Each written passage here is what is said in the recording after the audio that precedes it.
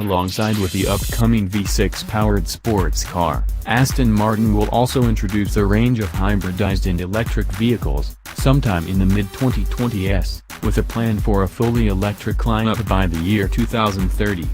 "We will be 100% hybrid by the middle of the 2020s, Palmer said in the interview.